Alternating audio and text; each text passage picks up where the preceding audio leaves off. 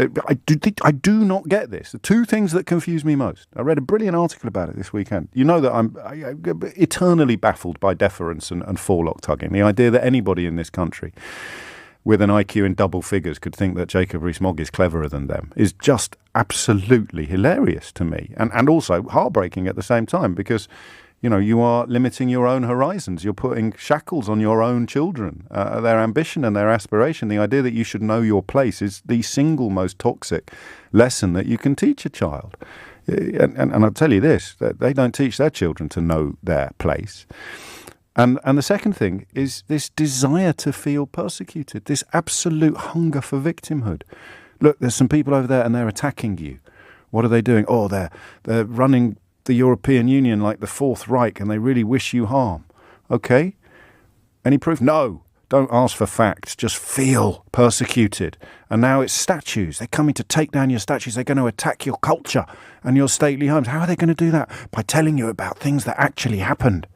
Well, we can't have any. I'll clutch my purse. And they sell it. They sell you your own victimhood. And I don't know. I wish I could turn my conscience off and do it, because my kids need shoes. But especially now they're going back to school. Hallelujah. Long may that continue. Safely. But it works. I don't understand why people hand over their hard-earned cash and indeed their consciences so happily and so freely to people who are selling nothing but false victimhood and false persecution. Best summed up probably in that despicable poster that Nigel Farage unveiled shortly before Joe Cox was assassinated by a white supremacist terrorist shouting Britain first. That man was terrified of things that don't exist. Things that were, in fact, depicted, non-existent things depicted on that poster. All these people that wish you harm. Where are they? Oh, I found one. And that means we must hate 6 million people. Okay.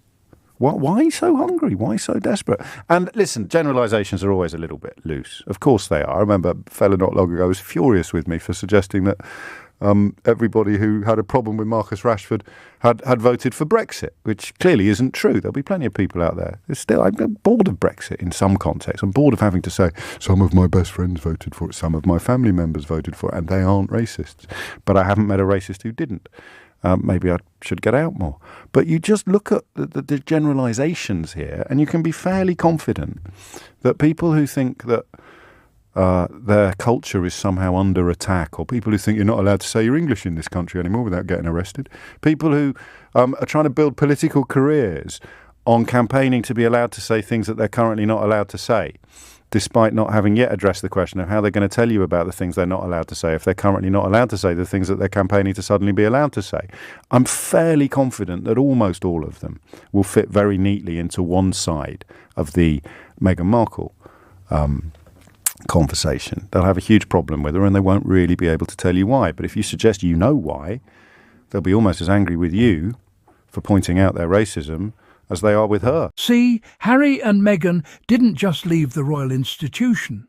They exposed its cracks. They dared to say, "We're not living a lie for your comfort." And that one act of self-respect has caused an entire establishment, from tabloid editors to royal commentators, to spiral into obsession. They've turned Harry and Meghan into their full-time job.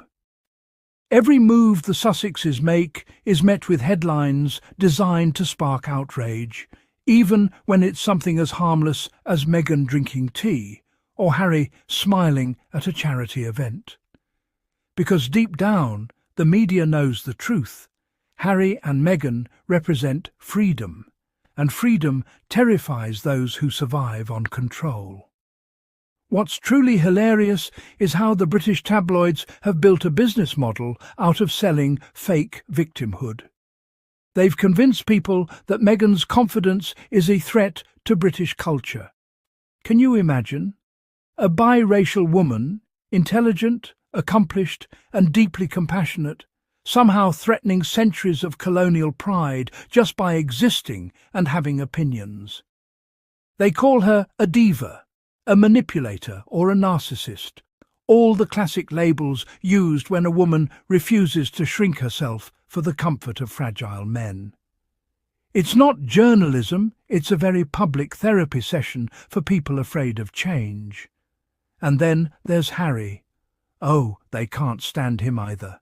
The spare who refused to play spare. The prince who traded palaces for peace. They'll mock him for advocating mental health awareness, for being a hands-on father, for suing newspapers that violated his privacy. Yet, when the same tabloids invade the lives of others, these critics pretend to care about ethics and freedom of the press. Harry exposes that hypocrisy simply by standing his ground. Every legal victory he earns chips away at a media empire built on deceit.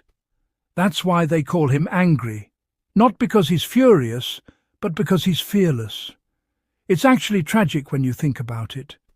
The establishment teaches people to look up to those with titles, to idolize privilege, and to fear stepping out of line. And Harry, raised within that system, chose empathy over ego. Meghan didn't teach him to rebel, she reminded him of his humanity. But of course the press twisted that into, she manipulated him. Because in their world, love, partnership and growth are crimes if they happen outside the royal script. You'll notice something else too. Whenever Harry and Meghan achieve something meaningful, the press suddenly discovers a scandal to distract from it. Launch a new project? Here comes a royal expert with a mystery feud story. Release a successful Netflix doc? Suddenly, an unnamed palace insider appears with a warning. It's like a bad soap opera that refuses to end. The obsession isn't about news, it's about punishment.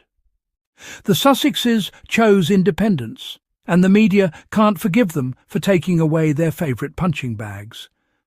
What's even more absurd is how the critics disguise their resentment as patriotism. They shout, "They disrespected the Queen," while conveniently forgetting how respectful Harry and Meghan actually were. They left with dignity, paid back the money for Frogmore Cottage renovations, and never once publicly attacked the Queen. But that doesn't fit the victim narrative, does it? The truth is far less dramatic. Harry and Meghan didn't run from duty, they redefined it. They chose to serve humanity, not hierarchy. And let's talk about how the same crowd that ridicules Meghan for being American had no problem celebrating royal marriages to foreign aristocrats for centuries. The only difference? Meghan doesn't fit their idea of who should belong.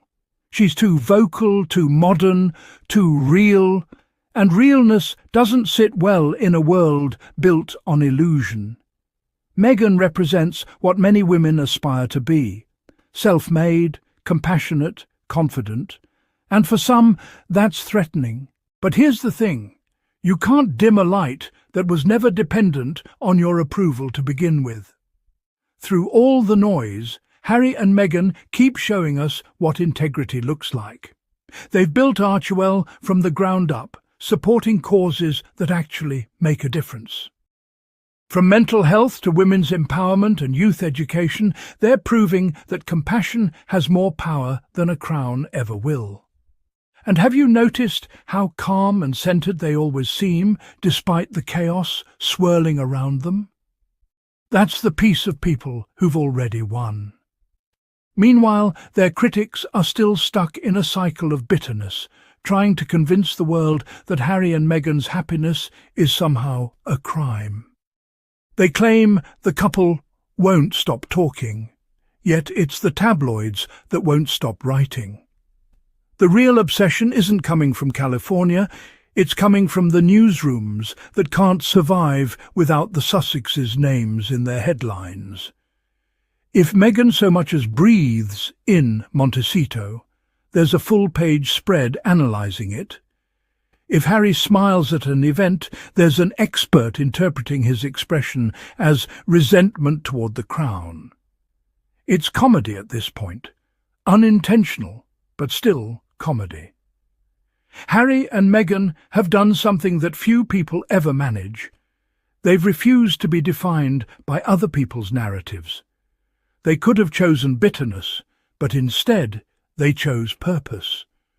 They could have hidden away, but instead they continue to stand up for what's right, even when the cost is high.